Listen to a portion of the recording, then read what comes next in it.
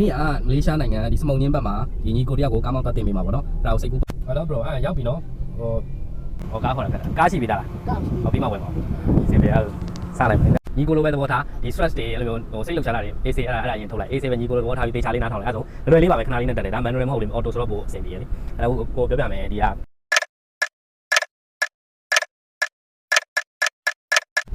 ဘယ်ဟမ်ဘဲကိုဖြုတ်ပြီးရင်အခုဒီကောင်ကိုကြတော့စထွက်မယ်ဆိုတော့ဒီကိုသွားမယ်ဂီယာကိုဒီသွားမယ်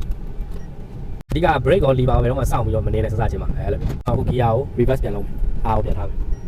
အဲ့ brake လက်ကလည်းကားနောက်ကိုသွားတယ်ပြန်နော်ပြီးတော့ရင်ကားတစ်စီးမှာပါဆိုတာ battery ပါမယ်ဒါ plus နဲ့ minus နဲ့အနှုတ်နဲ့အပေါင်းနဲ့ပေါ့ battery ပါမယ်ဒါကားတစ်စီးမှာပါတယ်အဓိက6မျိုးပေါ့ကွာအဓိက6မျိုးကတကယ်လို့ license ဖြည့်လဲအဲ့ဒါပဲမေးတာအဓိက wiper တိရမယ်ပြီးရင်ထောင်းလို့ရသေးတယ်ဆို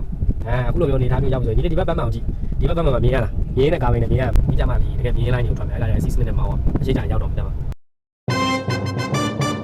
အားကားသမားတွေ highway တွေခါလေးထွက်ပြေးလိုက်အဲ့ပိုကြောင်းအောင်မကားဆုပ်မယ် brake နေတာညာတူဆုပ်ပလေးစီ